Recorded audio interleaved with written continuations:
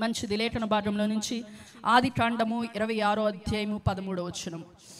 ఇస్సాకు మిక్కిలి గొప్పవాడగు వరకు క్రమక్రమముగా అభివృద్ధి పొందుచూ వచ్చెను. దేవునికి స్తోత్రం. హల్లెలూయా.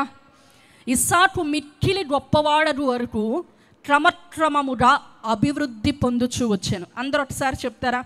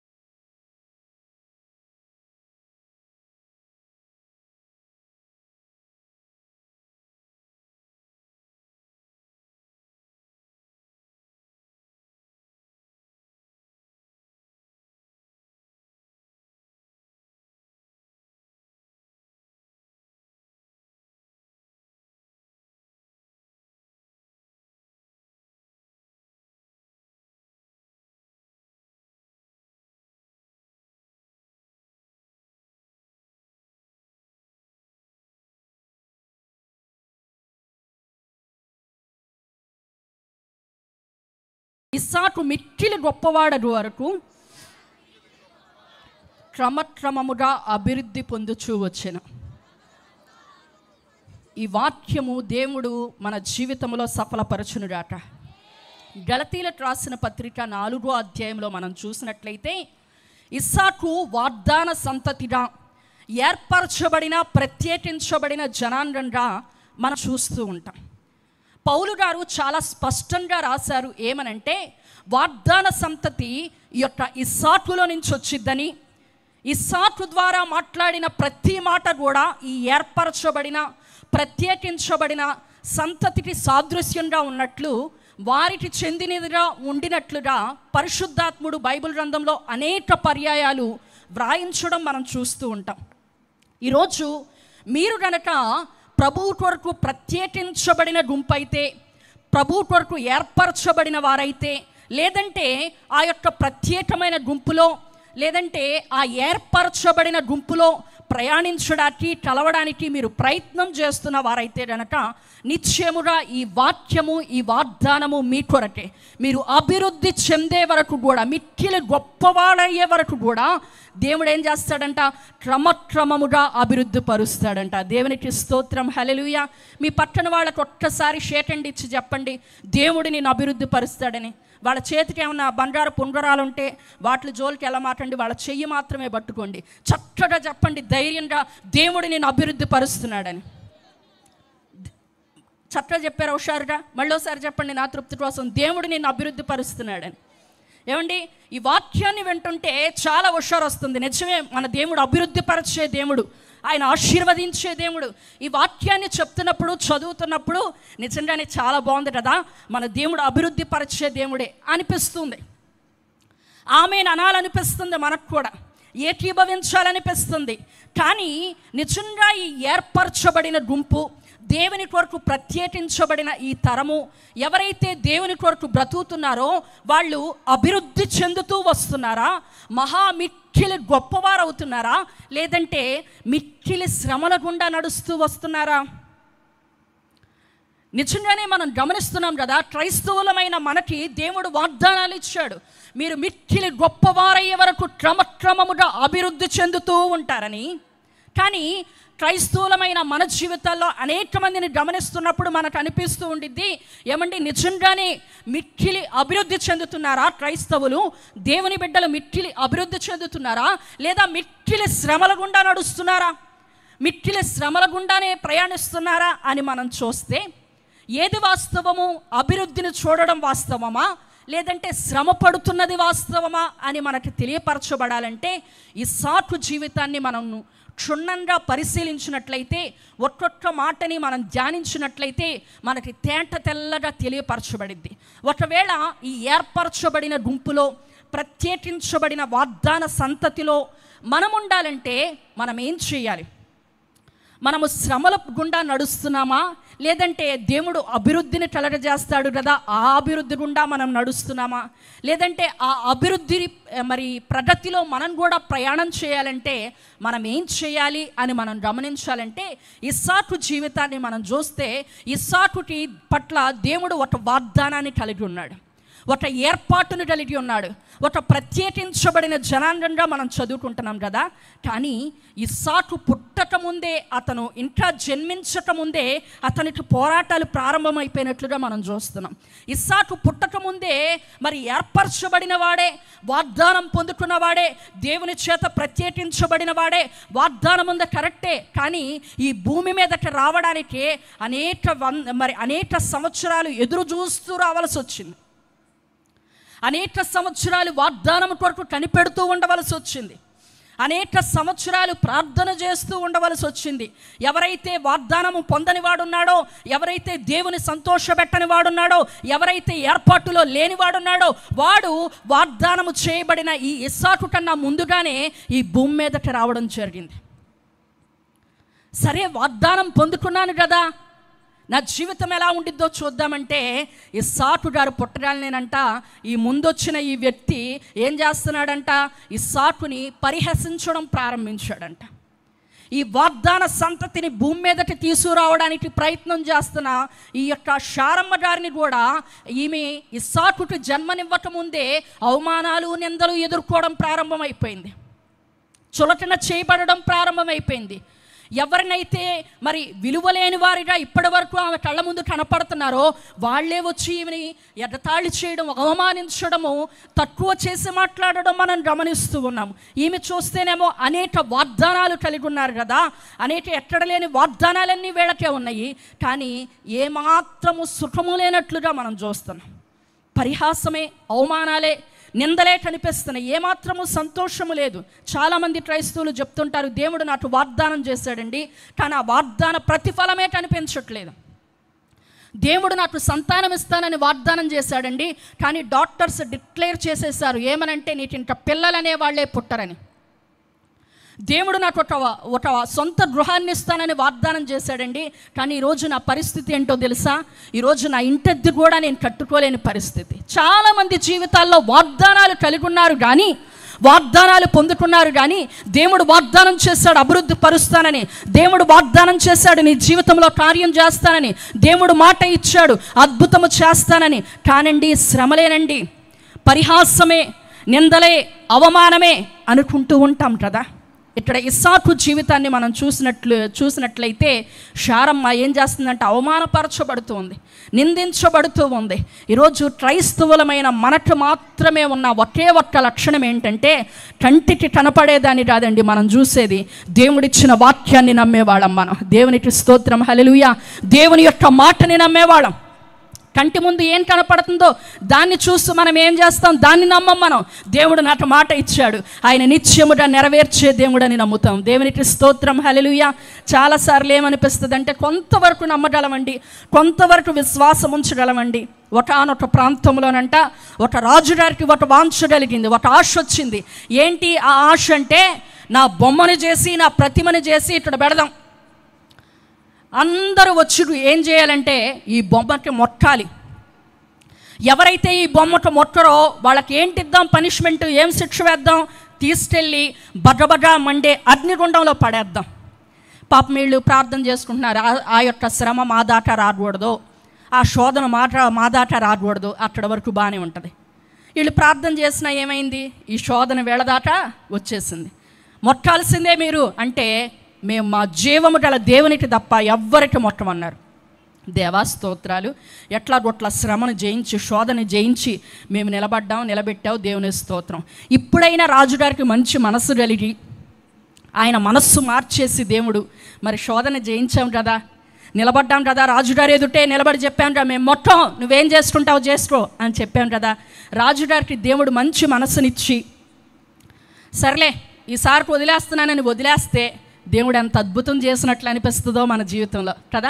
అప్పుడైతే మనకు ఎంత విశ్వాసం వస్తుందో, ఎంత నమ్మకం వస్తుందో. కానీ రాజుగారు అలా చేయలేదంట. ఎప్పుడైతే నేను మొక్కను అన్నారో వీళ్ళు, షద్రకు, మేషకు, అబేద్నెగోల్ని ఏం చేశాడు, ఇంకా 7 రెట్లు అగ్ని ఎక్కువగా చేసేసి ఆ అగ్నిగుండంలో తీసుకెళ్ళి పడేశాడు. ఇప్పటిదాకా నమ్మకంగా ఉండి, ఇప్పటిదాకా ప్రార్థన చేసి, ఇప్పటిదాకా విశ్వాసం ఉండి దేవుడు చేస్తాడండి అద్భుతం అనుకున్న వాళ్ళు కూడా ఏం చేస్తారు? ఎప్పుడైతే అగ్నిగుండంలో పడవేయబడ్డారో వీళ్ళు, ఇంకంతే కథ సమాప్తం అయిపోయింది. పో, దేవుడు చిత్తం అది. అగ్నిగుండంలో పడిపోయాలి, చచ్చిపోవడం దేవుడు చిత్తమై ఉంది. ఏదో అద్భుతం చేస్తాడని చూసాం, దేవుడు మేలు చేస్తాడని చూసాం అనుకొని అక్కడితో సభ ముట్టించుకొని ఏం చేస్తారు? వెళ్ళిపోతారు. కానీ అసలు అద్భుతం ఎక్కడ ప్రారంభమైందంటే అగ్నిగుండంలో పడవేయబడిన తర్వాతే ప్రారంభమైపోయింది. దేవునికి స్తోత్రం, హల్లెలూయా. ఈ అగ్నిగుండములో వేసిన వాళ్ళు మాడిపోయారంట కానీ, కాలిపోయారంట కానీ, ఈ యొక్క అగ్నిగుండములో వేయబడిన వాళ్ళు 3 వేయబడితే ఆ సర్వశక్తిమంతుడైన దేవుడే, ఇదిగో దహించు అగ్ని ఉన్న దేవుడే ఏమైపోయాడంట? ఆ యొక్క షద్రకు, మేషకు, అబేద్నెగోల కోసం ఆ అగ్నిగుండములోనికి దిగి వచ్చాడంట. దేవునికి స్తోత్రం, హల్లెలూయా. పైకి వచ్చిన తర్వాత ఇప్పుడు ఎవరైతే వెళ్ళిపోయారో, ఎవరైతే నిరాశ చెందారో వాళ్ళు చూడవలసింది ఏంటంటే, వాళ్ళు వచ్చి ముందు చూస్తుంది ఏంటంటే, అగ్నిలో వేసిన సెకండ్స్లో, వితిన్ సెకండ్స్లో ఫస్ట్ రాలిపోయేది ఏంటండి? ఫస్ట్ ఫైర్ అయిపోయేది తల వెంట్రుకలే. ఫస్ట్ ఆ యొక్క చమురు తగిలితేనే, కనీసం ఆ సెర తగిలితేనే ఏమైపోయింది? వెంట్రుకలు ఏమైపోతాయి? మొత్తం కాలిపోతాయి. ఈ పైకి వచ్చిన తర్వాత వీళ్ళకున్న డౌట్ ఏంటంటే, నిజంగానే కాలేదా? వస్త్రాలు ఏమీ కాలేదా? కనీసం వెంట్రుకలు కూడా కాలేదా? అసలు అగ్నివాసన వస్తుందా రావట్లేదా వీళ్ళ దగ్గర అని ఏం చేస్తున్నారంట? వాళ్ళ దగ్గర చమురు కంపు వస్తుందా రావట్లేదని పరిశోధించి చూస్తే వాళ్ళ దగ్గర కనీసం చమురు వాసన కూడా రావట్లేదంట. దేవునికి స్తోత్రం, హల్లెలూయా. అగ్నిగుండములో వేయబడినప్పటికీ వాళ్ళ తల వెంట్రుక కూడా కాలిపోకుండా కాపాడే దేవుడు వాళ్ళతో కూడా ఉన్నాడు. దేవునికి స్తోత్రం, హల్లెలూయా. ఈరోజు అగ్ని వంటి శ్రమలు ఒకవేళ నీ జీవితంలో అనుమతించబడినయే రావచ్చు, అగ్నిగుండములో వేయబడిన మాట వాస్తవమే కావచ్చు. ఏంటండి ఎంత శ్రమ అంటే, అది నీ కోసం రాలేదు. వాళ్ళు దేని చేత అయితే బంధించబడ్డారో ఆ బంధకాలు అగ్నిగుండములో కాలిపోయినాయి అంట. దేవునికి స్తోత్రం, హల్లెలూయా. వీళ్ళకైతే ఏ ఇబ్బంది కలగలేదు కానీ, ఏ శ్రమ రాలేదు కానీ, ఏ నష్టము జరగలేదు కానీ, వీళ్ళ బంధకాలు కాలిపోయి వాళ్ళు సజీవులుగా వచ్చి దేవుని స్తుతించగలిగారు. దేవునికి స్తోత్రం, హల్లెలూయా. ఈరోజు నీవు ఏ పరిస్థితుల గుండా నడుస్తూ దేవుని వాగ్దానం కొరకు కనిపెడుతున్నావో, దేవుడు మాట ఇచ్చాడండి, దేవుడు మాట చెప్పాడండి, ఆయన నెరవేరుస్తాడని ఎదురు చూస్తున్నాను అని మీరు అనుకుంటున్నారేమో. ఆయన నేను విడిచిపెట్టే దేవుడు కాదు. చివరి వరకు వాగ్దానాన్ని నమ్ము, వాగ్దానాన్ని విశ్వసించగలిగితే గనక నిశ్చయముగా ఆయన అభివృద్ధి పొందించే దేవుడై ఉన్నాడు. దేవునికి స్తోత్రం, హల్లెలూయా. వాగ్దానాన్ని నమ్మగలిగితే గనక ఆయన విడిచిపెట్టే దేవుడు కాదు. నిశ్చయముగా నీ జీవితంలో ఆయన అభివృద్ధిని కలగజేస్తాడు. బాల్యం నుంచే కాదండి, ఆయన ఎదుగుతున్నప్పటి నుంచి కూడా శ్రమలే కాదు. కొంచెము దూరం రాగాలనే ఏమైపోయింది? అయ్యో, తండ్రి చాటు ఉంటేనైనా క్షేమం ఉంటుంది, తండ్రి దగ్గరైనా నెమ్మది ఉంటుంది, అక్కడైనా మనకు సంరక్షణ దొరికిద్దని తండ్రి చాటునుంటే ఇస్సాకు గారు ఏం చేశాడంటండి? అబ్రహాం గారు చక్కగా ఆయన తీసుకొని వెళ్ళి ఆ మోరియా కొండకి వెళ్ళిపోయి కట్టెలు నెత్తి మీద పెట్టి తీసుకొని వెళ్ళి బలిపీఠం మీద ఆ కట్టెలు, ఈయన మోసుకొచ్చిన కట్టె పేర్చి భద్రంగా కొడుకుని ఏం చేశాడంట? ఆ బలిపీఠం మీద పడుకోబెట్టి కత్తి ఎత్తాడంట. దేవునికి స్తోత్రం, హల్లెలూయా. ఏమండి, ఇస్సాకు వయస్సు తండ్రి ఏం చేస్తున్నాడో తెలియనంత అమాయకమైన వయస్సు ఏం కాదు, కానీ అదే సమయంలో తండ్రి ఏ ఉద్దేశంతో చేస్తున్నాడో గ్రహించగలిగే వయసు కూడా కాదు. ఇస్సాకులో ఉన్న గొప్ప లక్షణం ఏంటంటే, స్వయాన తండ్రే బలి అర్పిస్తున్నాడు, నన్ను చంపడానికి కత్తెత్తాడు అని కళ్ళతో చూసినప్పటికి కూడా హాయిగా దర్జాగా ఆ బలిపీఠం మీద పడుకున్నాడంట. దేవునికి స్తోత్రం, హల్లెలూయా. ఈరోజు ఇస్సాకులో రెండో లక్షణాన్ని మనం చూస్తే, మొట్టమొదటిగా వాగ్దానాన్ని నమ్మాడు, రెండోదిగా విధేయత చూపించే వ్యక్తిగా మనం చూస్తున్నాం. ఏమండి, మన దైవజనులు గనక మన మీద ఎప్పుడైనా కట్టెలు మోపించారంటే, ఎప్పుడైనా పరిచర్య చేయించారంటే చేయించగలుగుతాం, కానీ మర్యాదగా పరిచర్య చేసిన తర్వాత ఎప్పుడైనా కత్తెత్తారనుకోండి మన మీదకి, ఒక్కడు ఉంటారండి? దేవుడు మేలు చేస్తాడు, మంచి చేస్తాడు, దైవ సేవకులు ఏది చేసినా అది ఉపకారం కోసమే చేస్తారు, ఉపకారం కోసమే అంటారు అని నిలబడే వాళ్ళు ఎవరైనా ఉంటారంటారా? ఎప్పుడైతే కత్తి కనపడిందో దెబ్బంటికి అడ్రస్ లేకుండా బారిపోతారు, అంతేనా?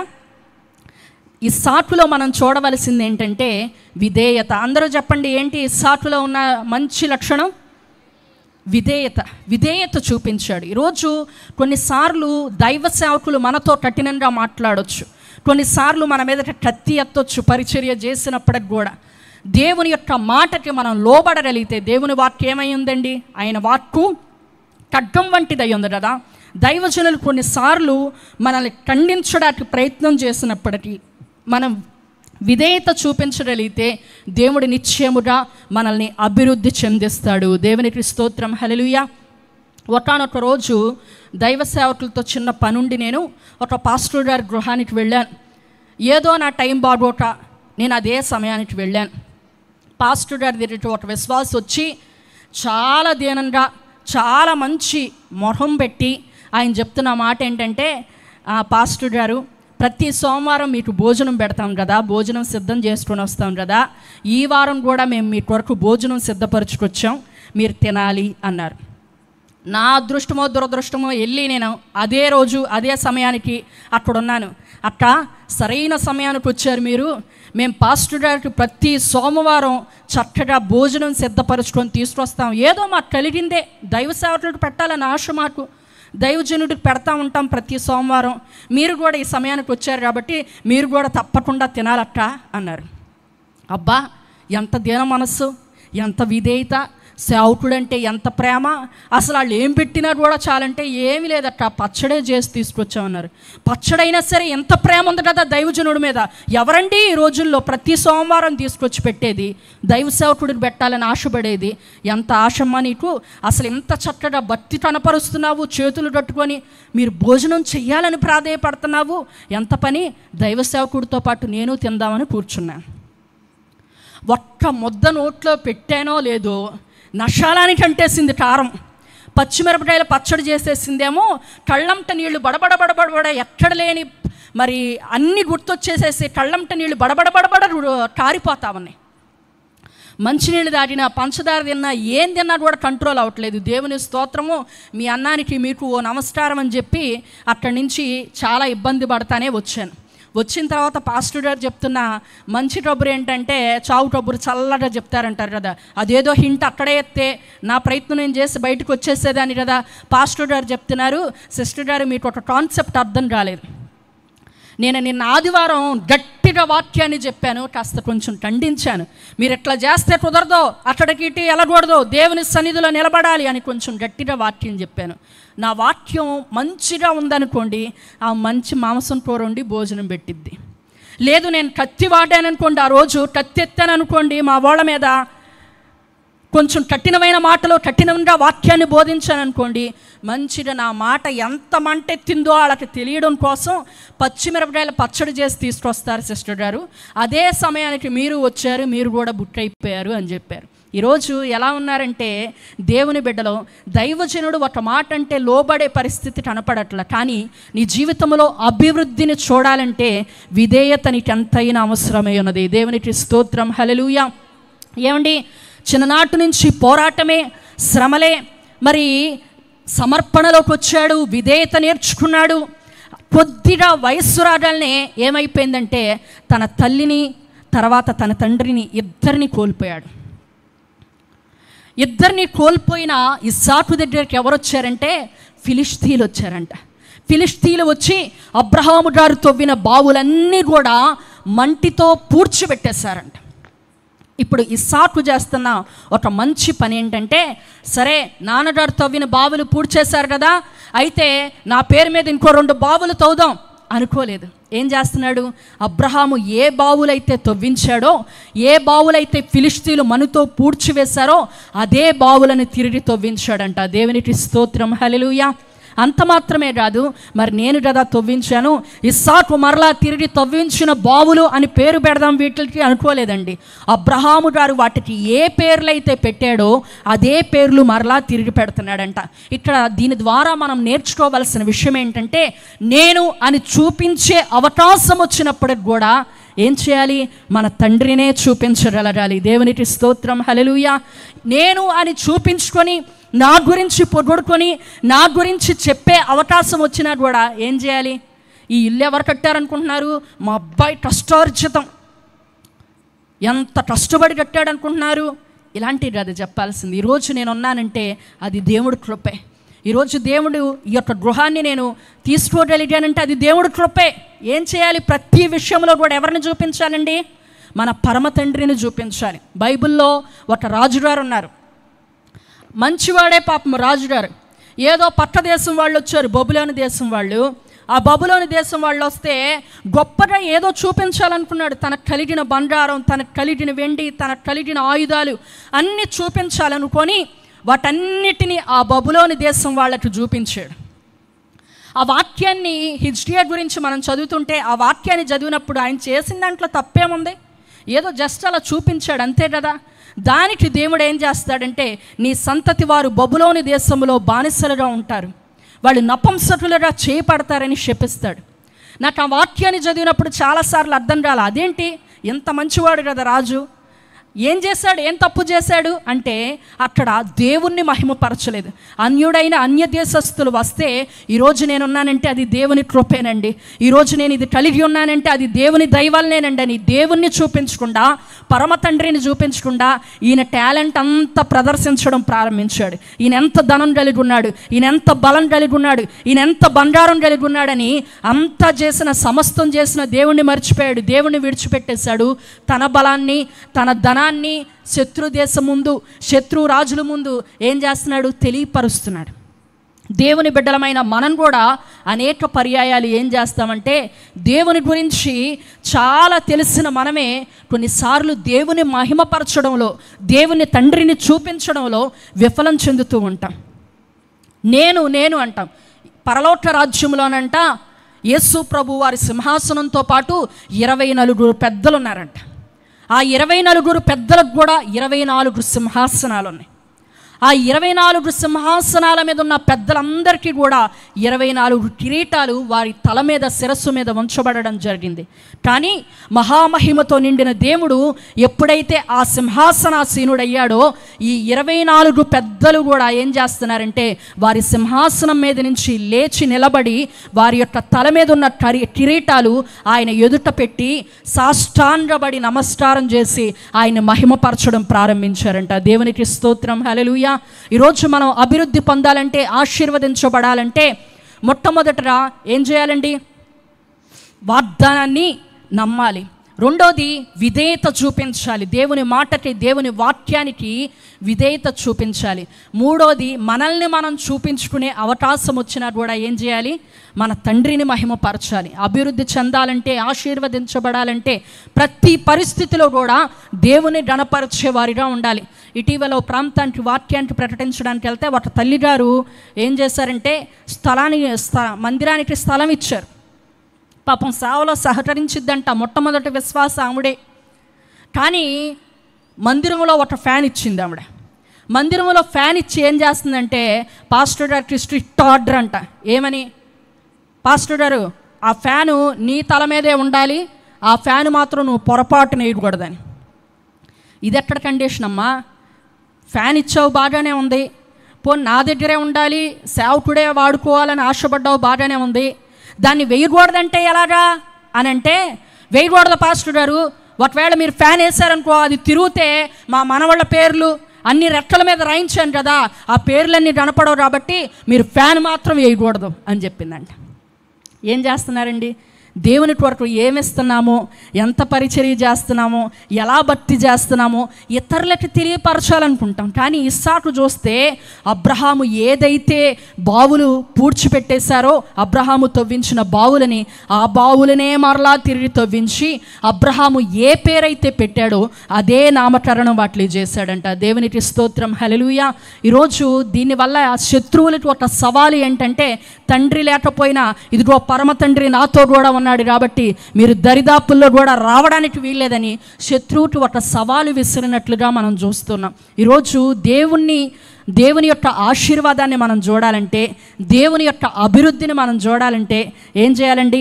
కంటికి కనిపించపోయిన పరిస్థితులన్నీ ప్రతికూలంగా ఉన్నా, అవమానాలే అయినా, నలుదిశల శ్రమలే ఉన్నా సరే, వాగ్దానం చేసిన వాడు నమ్మదగిన వాడని, ఆయన మాట తప్పని దేవుడని, ఆయన నెరవేర్చుటకు చాలిన దేవుడని నమ్మాలి. రెండోది, ఎంత కష్టం అనిపించినా, ఇబ్బంది అనిపించినా కూడా సేవకులకి దేవుని దేవుని వాక్యానికి, దేవుని మాటకి విధేయత చూపించేవారిగా ఉండాలి. మూడోది, ఏ పరిస్థితిలో అయినా పరమ తండ్రిని మహిమపరిచేవారిగా, పరమ తండ్రిని చూపించేవారిగా ఉండాలి. దేవునికి స్తోత్రం, హల్లెలూయా. ఈరోజు ఎంతమంది ఆశీర్వదించబడాలనుకుంటున్నారు? ఒకసారి చేతులు ఎత్తండి. నేను అభివృద్ధి చెందాలనుకుంటున్నానండి, నేను ఆశీర్వదించబడాలనుకుంటున్నాను అనేవాళ్ళు చేతులు ఎత్తండి. దేవుడు నిశ్చయముగా మీ ఆశను తీర్చునుగాక. ఈ యొక్క సబ్జెక్టు నాది కాదు, కానీ ఒక మాటని నాకు చెప్పాలని ఆశ కలుగుతూ ఉంది. దేవుడు మరి నిజంగా శ్రమల గుండా నడుస్తూ, అంధకారము గుండా నడుస్తూ, ఇబ్బందుల గుండా నడుస్తూ, ఒకవేళ అభివృద్ధి చెందాలని ఆశపడుతూ, దేవుని వాగ్దానాల కొరకు కనిపెడుతూ, ఆయన ఏర్పాటులో, ఆయన సమర్పణలో ఉన్న వ్యక్తివి నీవైనా, సంఘాన్ని నీవైనా సరే, దేవుడు విడిచిపెట్టే దేవుడు కాదు. నువ్వు మిక్కిలి గొప్ప అయ్యే వరకు కూడా దేవుడు ఏం చేస్తాడంట? అభివృద్ధి పరుస్తూ వస్తాడంట. దేవునికి స్తోత్రం, హల్లెలూయా. మరి నిజంగా ఈ వాక్యాన్ని నేను ధ్యానం చేస్తున్నప్పుడు దేవుడు నాతో మాట్లాడుతున్న మాట ఏంటంటే, సాతాను అనుకుంటా ఉండిద్ది, నష్టం చేశాను కదా, ఇబ్బంది కలిగించారు కదా, ఇప్పుడు వాళ్ళకి ఎలాగా ఆశీర్వాదం కలిగిద్ది, ఎలాగ దీవెన కలిగిద్ది, ఎలా అభివృద్ధి కలిగిద్ది అని సాతాను సంతోషిస్తూ ఉండిద్ది. ఉదాహరణకి మీకు చెప్పాలంటే, యేసు ప్రభు వారు 12 మంది శిష్యులని సిద్ధపరుస్తే అందులో ఒక్కడిని సాతానుగాడు ఎత్తుకుపోయాడు. ఇక్కడున్న వాళ్ళందరూ ప్రార్థన చేస్తున్నారు, అయ్యా 12 మంది ఉండేవాళ్ళం, 12 మంది మరలా నువ్వే పూరించినాయినా అని పరిశుద్ధాత్మ దేవుడికి మొరపెడతా ఉంటే, అక్కడ 12 మంది పూరించబడమే కాదు, ఈ 12 మంది కాస్త మేడగదులు ఎంతమంది అయిపోయారండి? 120 మంది అయిపోయారంట. ఈ 120 మందిలో ఒక్క వ్యక్తి లేచి దేవుని వాక్యాన్ని ప్రకటిస్తుంటే 3000 మంది రక్షించబడ్డారు, 5000 మంది రక్షించబడ్డారు, 8000 మంది రక్షించబడ్డారు. ఇదేంట్రా బాబు, ఒక్కడిని తీసుకెళ్ళిపోతే ఇంక అక్కడ ఎలా అయినా వాళ్ళు డిస్టర్బ్ అయిపోతారనుకుంటే, వాళ్ళు ఆశీర్వదించబడరనుకుంటే, వాళ్ళు అభివృద్ధి చెందరనుకుంటే, ఇంతగా అభివృద్ధి చెందుతూ వస్తున్నారేంటి, వీళ్ళు ఇక్కడ ఉండడానికి వీల్లేదు, వీళ్ళని చెదరగొట్టేద్దామని భూప్రపంచమంతా వారిని చెదరగొట్టేశారు. మీకు విషయం తెలుసా? సాతాను అనుకుంటుంది సంఘాన్ని శ్రమ పెట్టానని, సంఘాన్ని అభివృద్ధి చెందకుండా చేశానని. కానీ ఎక్కడికైతే వారు చెదరగొట్టబడ్డారో ఆ ప్రాంతమంతా కూడా సంఘాలను స్థాపించేశారంట. దేవునికి స్తోత్రం, హల్లెలూయా. ఈ వాక్యాన్ని ధ్యానిస్తుండగా దేవుడు నాతో మాట్లాడుతున్న మాట ఏంటంటే, ఈ కవెనెంట్ చర్చ్ ఎన్ని శ్రమల గుండా మీరు నడుచుకుంటూ వచ్చారో నాకు తెలియదు. ఇక్కడ మందిరము, సంఘం అనేది లేకుండా చేయాలని ఎంతమంది ప్రయాసపడ్డారో నాకు తెలియదు. కానీ దేవుడు చెప్తున్నాడు, సాతాను తీసుకెళ్ళిపోయింది ఒక్కడినైతే 1000 మందిగా నేను ఆశీర్వదించబోతున్నానని, ఇదిగో నేను అభివృద్ధి కలగ చేయబోతున్నానని అనుకుంటూ ఉంటారు. సంఘాన్ని నేను శ్రమ పెట్టాను, సంఘాన్ని లేకుండా చేయాలనుకుంటున్నాను, ఇదిగో మరణ వేతన కలగజేశాను, ఇదిగో మరణ చావు కేకలు వేస్తుంది సంఘం అని. తల్లి వేదన పడుతుంటే, తల్లి ప్రసవ వేదన పడుతుంటే, చావు కేకలు వేస్తుంటే, ఓ బిడ్డలుగా ఏడుస్తుంటే చూసేవాళ్ళు అనుకుంటారు, అమ్మో చచ్చిపోద్దేమోనని. తల్లి వేదన పడుతుంది, మరణ వేదన అనుభవిస్తుంది, ప్రసవ వేదన అనుభవిస్తుంది, కన్నీరు గారుస్తుంది, మరణము గుండా ప్రయాణిస్తుంది. ఎందుకో తెలుసా? చావడం కొరకు కాదు, మరణము కొరకు కాదు, ఒక కొత్త తరాన్ని లేవనెత్తడం కొరకు ఆ తల్లి ప్రయాసపడుతుంది.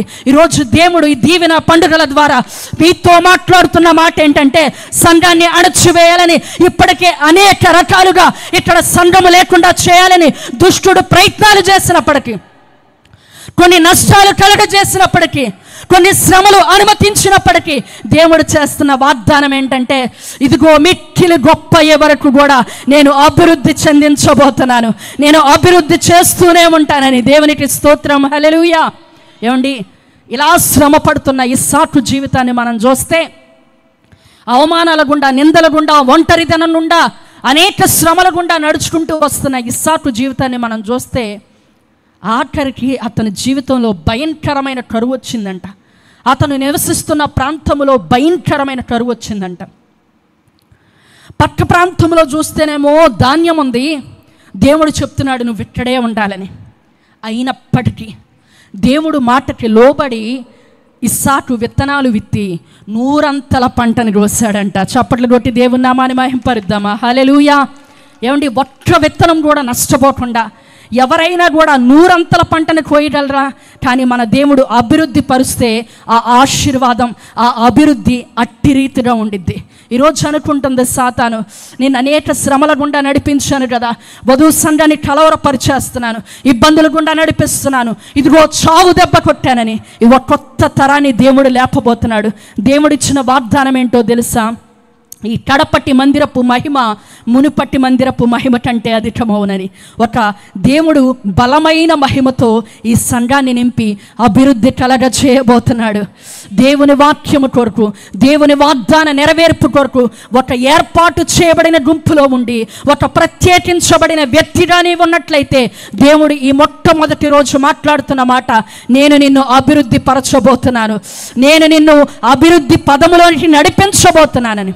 అనేక సంవత్సరాలుగా కనిపెడుతున్నానండి వాగ్దానం కొరకు, కానీ శ్రమల గుండా నడుచుకుంటూ వస్తున్నాను. ఇస్సాకు జీవితాన్ని చూస్తే ఎంత ఏ రేంజ్లో అతని జీవితం ముగించబడిందంటే దేవుడిచ్చే ఆశీర్వాదం అట్టి రీతిగా ఉండిద్దని మనకు బయలుపరచబడతా ఉండిద్ది. నిజమే, క్రైస్తవులమైన మనం శ్రమలు అనుభవిస్తున్నాం, క్రైస్తవులమైన మనం వాగ్దానాలు కలిగి ఉన్నాయి కానీ నెరవేర్పును చూడలేకపోతున్నాం. దేవుని బిడ్డలమైన మనము ప్రభు కొరకు ఎదురు చూస్తున్నాం, అణిచివేయబడుతున్నాం, శ్రమపరచబడుతున్నాం, నిందించబడుతున్నాం, ఇదిగో కష్టము కన్నీళ్ల గుండా నడిచి పెడుతున్నాము. అయినప్పటికీ కన్నీరు కార్చిన ప్రతి బొట్టుకి ఆయన నెరవేర్పును అనుగ్రహించబోతున్నాడు. పౌలు గారు ఎక్కడికి వెళ్ళినా కూడా వాళ్ళంట చితట బాధేసేవాళ్ళంట. ఇంకా చచ్చిపోయాడని చెప్పి తీసుకెళ్ళిపోయి అలా బయటపడేసేవాళ్ళంట. ఏమండి, ఇదేం సువార్త, ఇదేం సేవండి? ఎక్కడికి వెళ్ళినా కూడా దెబ్బలు తినకుండా ఎక్కడన్నా ఉన్నాడా ఈయన అంటే ఎక్కడ దెబ్బలు తినకుండా లేదు. కానీ ఒక మంచి దైవజనుడు ఆ పౌలు గారి జీవితాన్ని రాస్తూ ఆయన చెప్తున్న ఒక మంచి కొటేషన్ ఏంటంటే, ఎక్కడైతే పౌలు గారి రక్తము చిందించబడిందో అక్కడ అనేక వేల సంఘాలు లేచినాయి అంట. దేవునికి స్తోత్రం. హల్లెలూయా, హల్లెలూయా, హల్లెలూయా. ఈరోజు క్రొత్త నిబంధన సంఘాన్ని అణిచివేయాలని సాతాను అనేక ప్రయత్నాలు చేస్తూ అనేక శ్రమలు, అవమానాల గుండా, నిందల గుండా నడిపించినప్పటికీ దేవుడు తన యొక్క రక్తం ఇచ్చి వెల ఇచ్చి సంపాదించుకున్న సంఘాన్ని ఆయన విడిచిపెట్టే దేవుడు కాదు. ఇక్కడున్న నీతో ఆయన మాట్లాడుతున్న మాట ఏంటంటే, ఇదిగో నీవు మిక్కిలి గొప్ప అయ్యే వరకు కూడా నేను నిన్ను అభివృద్ధి పరచబోతున్నాను. అది నువ్వు ఆర్థిక పరంగా చూస్తున్నావో, లేదంటే నీ యొక్క కుటుంబ పరంగా చూస్తున్నావో, లేదంటే సంఘ పరంగా, సేవ పరంగా చూస్తున్నావో, దేవుడు ఒక వాగ్దాన పూర్వకంగా ఈ దీవెన పండుగలో నా మొట్టమొదటి రోజు వచ్చిన ప్రతి బిడ్డతో మాట్లాడుతున్న మాట ఏంటంటే, నువ్వు మిక్కిలి గొప్ప అయ్యే వరకు క్రమక్రమముగా ఆయన అభివృద్ధి కలగజేయబోతున్నాడు. దేవునికి స్తోత్రం. హల్లెలూయా. ఎంతమంది ఆశీర్వాదాన్ని, అభివృద్ధిని చూడాలనుకుంటున్నారు? ప్రతి ఒక్కరు ఒక్కసారి మోకరించండి, చిన్న ప్రార్థన చేస్తాను. మోకరించండి, చిన్న ప్రార్థన చేస్తాను. ఆ అభివృద్ధిని, ఆశీర్వాదాన్ని నేను చూడాలనుకుంటున్నాను. నిజమే, వాగ్దానం ఇచ్చావయ్యా, మాట ఇచ్చావు, మాట తప్పని దేవుడివై ఉన్నావు. వాగ్దానం చేసిన దేవుడివి, నమ్మదగిన దేవుడివి. నీ వాగ్దానం కొరకు నేను ఎదురు చూస్తున్నానయ్యా. ఇంకెంత కాలమని కన్నీరు గారుస్తున్న వ్యక్తివైతే కనుక దేవుడు నీ జీవితంలో అభివృద్ధిని కలగజేయబోతున్నాడు. ప్రతి ఒక్కరు కూడా స్వరాలెత్తి దేవుని స్తుతించండి. నిజమే ప్రభువా, నీ ఆశీర్వాదము నాకు కావాలి, నీ అభివృద్ధి నాకు కావాలని ప్రతి ఒక్కరు 2 చేతులు చక్కగా ఆకాశం వైపెత్తండి. ఎవ్వరు మౌనంగా ఉండవద్దు. ప్రతి ఒక్కరు కూడా బిగ్గరగా దేవుని ప్రార్థన చేద్దాం. అందరూ కూడా నీ హృదయం అంతా ప్రభు సన్నిధిలో కృమ్మరిద్దాం. నిజమే, ఇస్సాకు అనేక శ్రమల గుండా అణిచివేయబడుతున్నాడు అనుకున్నామే కానీ వెనక్కి తిరిగి చూస్తే మహాభివృద్ధి పొందినవాడుగా కనపడుతున్నాడు, మహాశీర్వాదం పొందినవాడుగా చూస్తున్నాం. ఈరోజు నీవు కూడా శ్రమల గుండా నడుస్తూ, కన్నీళ్ల గుండా వెళుతూ అణిచివేయబడుతున్నాను అనుకుంటున్నావేమో. దేవుడు నీ జీవితంలో అభివృద్ధిని కలగజేయబోతున్నాడు. దేవుడు వాగ్దాన పూర్వకంగా మాట్లాడుతున్న మాట ఏంటంటే, ఎన్ని శ్రమల గుండా ఈ సంఘము నడిచి వచ్చిందో, ఇదిగో లేకుండా చేయాలని అనేక ప్రయత్నాలు చేశారు, కొంత నష్టము కలిగించారు, కొన్ని ప్రయత్నాలు చేశారు. కానీ దేవుడు వాగ్దానము చేస్తున్నాడు, ఆయన వెల ఇచ్చి సంపాదించుకున్న సంఘాన్ని ఆయనే అభివృద్ధి కలగ చేయబోతున్నాడు. అందరూ చప్పట్లు కొడుతూ పరిశుద్ధాత్మ దేవుని స్తుతిద్దాం. నీ జీవితంలో దేవుడు ఆశీర్వాదమును కృమ్మరించే సమయము, అభివృద్ధిని కలగజేసే సమయం. చక్కగా నోరార దేవుని స్తుతిస్తూ అడగండి, నాకు ఇచ్చా వందనాలు నాయన, నిజమే, సాక్ష్యాలు వింటూ వస్తున్నాము. ఏదైనా చేయగలిగిన దేవుడివని, నీ ప్రజల పక్షముగా నిలబడి ఎర్ర సముద్రాన్ని పాయలుగా చేసిన దేవుడివి, మా పక్షముగా నిలబడి ఏదైనా చేయటకు చాలిన దేవుడు నాయన. ప్రతి ఒక్కరం ప్రార్థన చేద్దాం.